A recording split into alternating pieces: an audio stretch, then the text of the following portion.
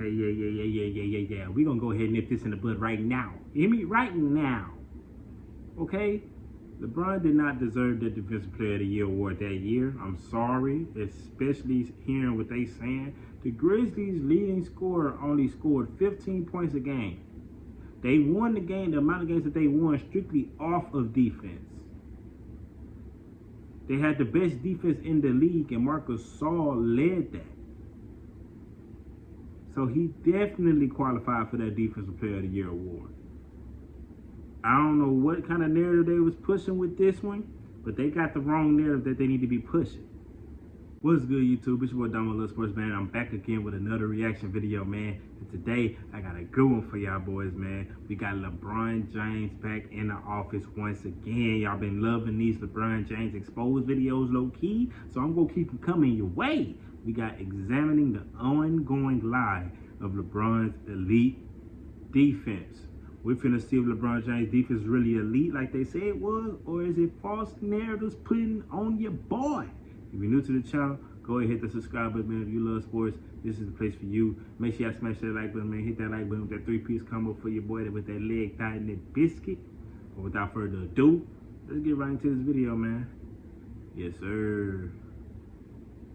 Well, the LeBron propaganda machine has been working overtime as of late, likely as some thinly veiled tactic to distract us all of the very credible-looking ongoing reports pertaining to the stories connecting James to performance enhancers. Quick everyone, don't look at those reports over there. Instead, look over here at this "we done with the 90s" trending bit of nonsense. But one thing this latest trend has fanned the flame of even more so in recent days and weeks is the ongoing, seemingly never-ending debate between LeBron James and Michael Jordan. And one such thing that has been highlighted as of late is the glaring absence of a Defensive Player of the Year award on the Kings' resume. Of course, as we know, Jordan won both the Defensive Player of the Year and League MVP in the same season, in which he also led the league in scoring. Yeah, LeBron never did that, but according to his rabid jock-sniffing attack dogs throughout both the mass media and various social media platforms, James totally deserved the award in the 2012-2013 season. A year many claim James was at his very best and was cheated out of the Defensive Player of the Year award, costing him the perfect season. Yeah, this is a claim that... Y'all let me know. Y'all remember that year that LeBron didn't win that Defensive Player of the Year? Do y'all feel like y'all deserved it? If y'all witnessed it, if y'all was actually paying attention to that season, do y'all feel like he deserved it? Do y'all feel like he didn't deserve it? Y'all let me know in the comments, man. Many have just accepted to be canon, but taking a closer look into this season really begs the question of how this vote was even close in the first place. Of course, it was Memphis's Marc Gasol who ultimately won the award in what was a fairly tight vote, as he received only 212 of a possible 1,089 points, including just 30 first-place votes from a panel of 121 sports writers and broadcasters. LeBron finished second with 149 points and 18 first-place votes. And in case you were wondering why that might have been, there is really only one viable answer. The pathetic push to pack LeBron's resume with undeserving accolades was already well underway by the 2012-2013 season, as LeBron had practically no case whatsoever for that award that year.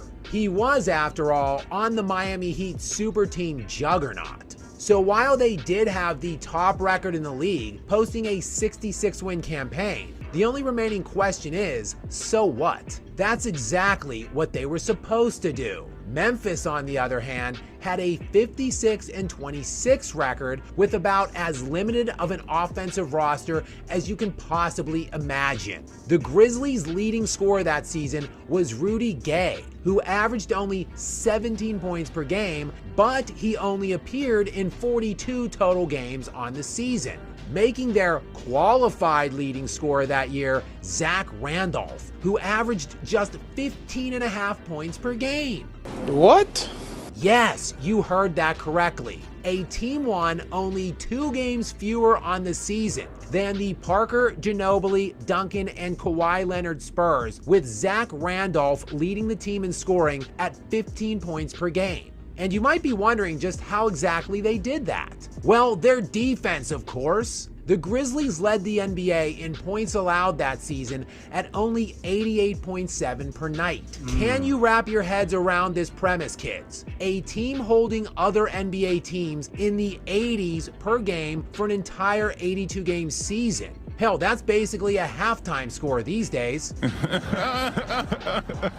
Anyway, it was Marc Gasol who anchored that defense. Memphis had a plus 7.5 score differential with Gasol on the court versus a minus 3.9 when he was on the bench. In addition to that, Gasol ranked very highly in the advanced metrics on the defensive end, as he finished 5th in net defensive rating, 2nd in defensive win shares, and led the league in defensive box plus minus. And LeBron, you might be wondering? Yeah, well, he finished 8th in defensive win shares, 5th in defensive box plus minus, and 49th in defensive rating. Yet, Yeah. We're gonna go ahead and nip this in the bud right now. You hear me? Right now. Okay? LeBron did not deserve the Defensive Player of the Year award that year. I'm sorry, especially hearing what they saying.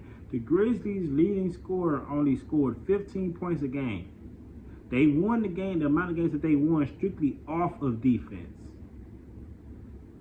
They had the best defense in the league, and Marc Gasol led that.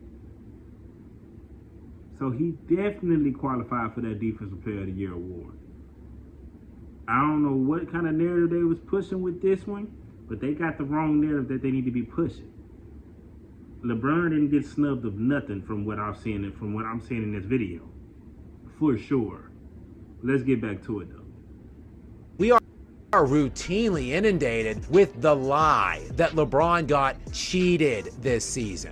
And piggybacking on that one is the age-old tale that LeBron was an elite defender throughout the course of his entire NBA career, and that he could defend all positions 1 through 5. While LeBron was a high-level defender for a portion of his career, it was during a limited segment. As the same jock-sniffing media obsessed with padding LeBron's resume as much as they possibly can, you know, the same group that tried their damnedest to give him this Defensive Player of the Year award, yeah, they were the same ones that vote on all NBA defensive teams every season.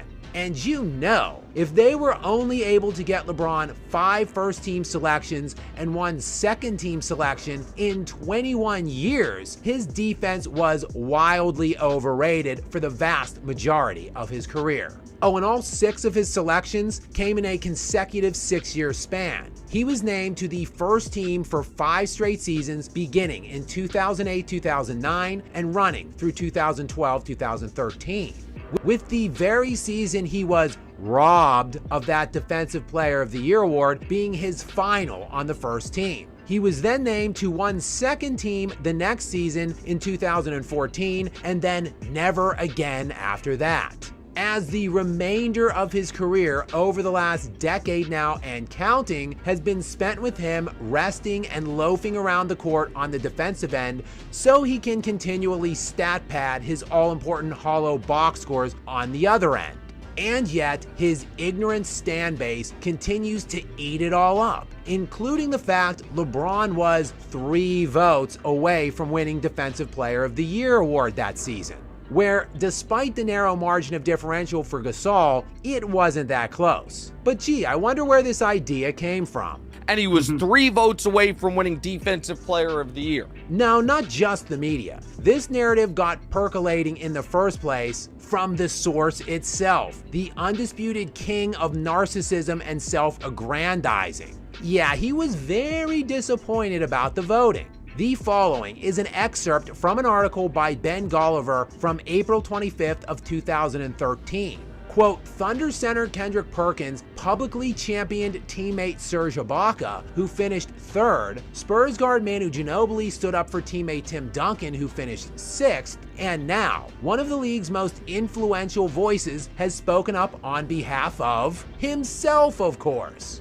And LeBron went on to be quoted in this article saying, as it pertained to the voting, quote, "It sucks, it sucks, it sucks." And we saw as recently as 3 years ago, the self-proclaimed king and GOAT, who has been giving himself undeserving titles for years, was still harboring some ill will towards Gasol. Mark has my Defensive Player of the Year trophy at his house. So just be sure to put all of the fairy tales of this perceived elite defense that LeBron has played throughout his career in the proper context, like all of the other wildly overrated and embellished accomplishments in the King's treasure trove, which, as has always been the case, will remain light on the hardware that really matters. Yeah, man, and that video was very crazy, and that's one thing that they do say about, I hear a lot of people say that they do have a problem with LeBron, is that he does a lot of self-proclaiming.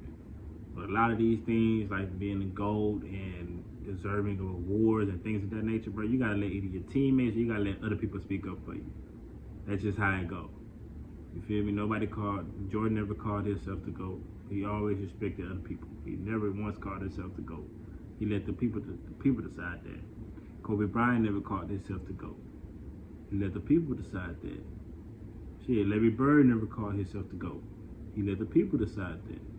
You didn't do that. So that's why a lot of people have a problem with LeBron, you know? And it ain't nothing wrong with having self-confidence or things of that nature, but it's just certain things like those things, you just let the people decide that for you, man. So yeah, I see what they're saying 100% with that. I definitely can see why people would have a problem with that, man. But if you're new to the channel, go ahead and hit the subscribe button, man. If you love sports, this is the place for you. Make sure you smash that like button, man. It's free 99. It's free 99, and it helps your boy out tremendously, man. But other than that, man, I'm out this thing, man. Peace.